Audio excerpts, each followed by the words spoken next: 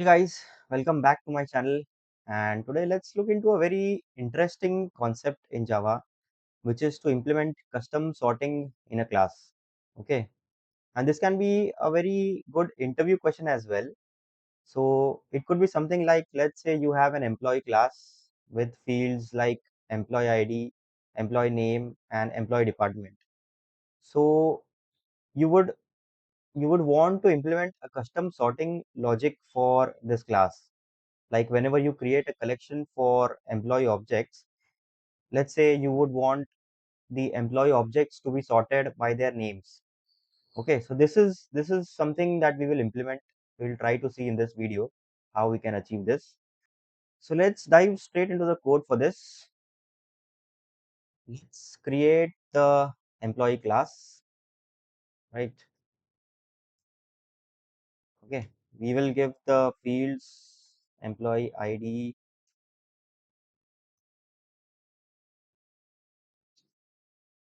employee name, and employee department. Okay, now let's create a constructor so that we are able to create the object easily.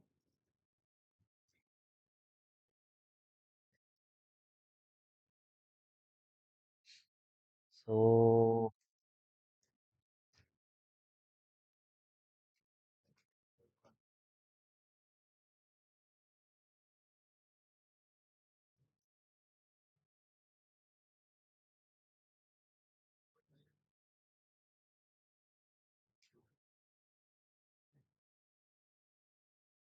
okay, so we have created the parameterized constructor. Let's also create a default constructor. Okay, and let's create getters and setters also. Getters and setters for all of them. Okay, right. Now let's come to our main class where we will create the employee objects. Okay, so let's create the employee object E1. It will have employee ID 1, and let's say the name is Akash and the department is IT. Okay, similarly, let's create another employee which will have, let's say, employee ID as 7, name as John, and department, let's say, finance. Let's create a third employee. Let's say it will have the ID 4, let's say name is Do, and the department is admin. Now let's say you have to create a list of employees. Okay, so list of employee,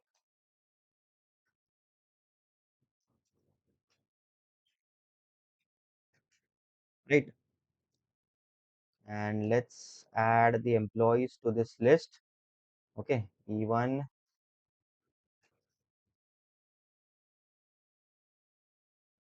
E2, and E3.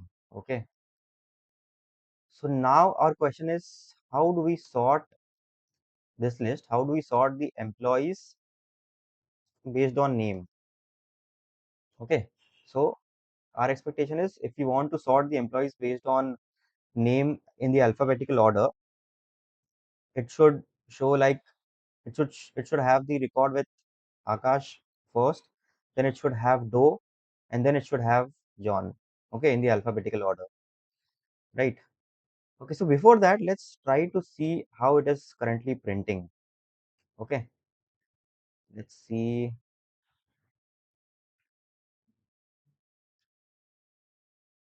Okay, it is printing the object. Okay, so let's go ahead and implement a toString method in the employee class.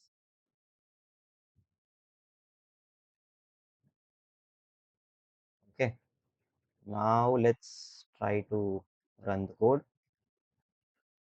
Okay, so in the order that we have created the list, it is printing it like that for now. First is Akash, and then is John, and then is Do. Okay, so now our challenge is to sort this list based on the name. So how will we do this? So let's see. So on this list we have to sort. Okay. So you see when we are trying to sort, the sort method is accepting a comparator. Okay. So what we will have to do is we will have to give implementation to the comparator interface. We will have to override the compare method in the comparator interface so that we can give our custom logic. Okay. So I will do the same. I will override the compare method in from the comparator interface, and its signature is something like this. It returns an integer. Its name is compare, and it accepts two objects. Okay, object one, object two, and then it needs to return, okay, the comparator logic. So what I will do here is, so object one and object two, these are employee objects. Okay, and we have to sort using the name of that employee. So firstly we will have to fetch that name. Okay, so o1 name, and o1, and for this o1 we will first have to typecast it to the employee. Okay, and then we will have to call the get empName method. Okay, so this will return me the employee one name. Similarly, let's get the employee two name also.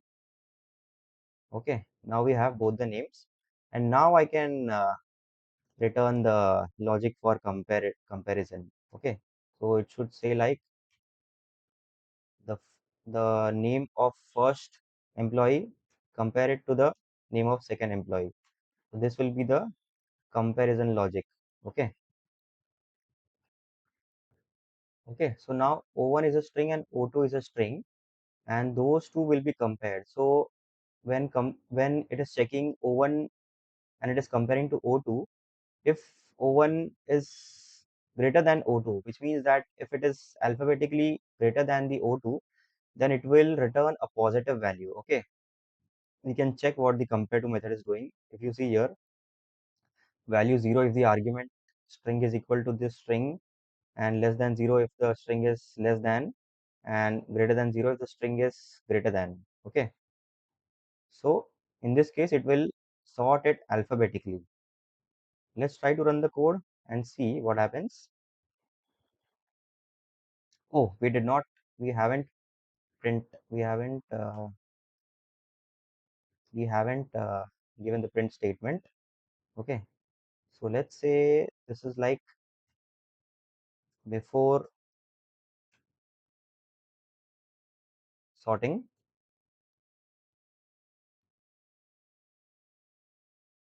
and this is like after sorting.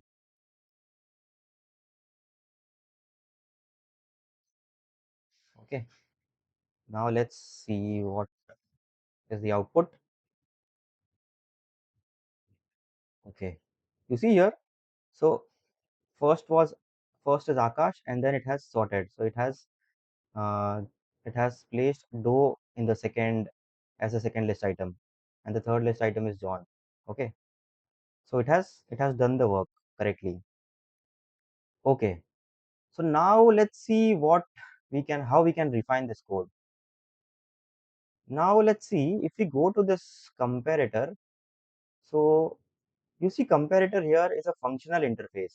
Okay, and it has only one abstract method, which is compare.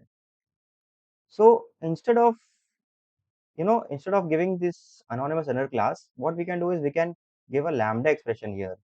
Okay, we know that lambda expressions give implementation to functional interfaces. So instead of doing this entire thing, we can write a lambda expression.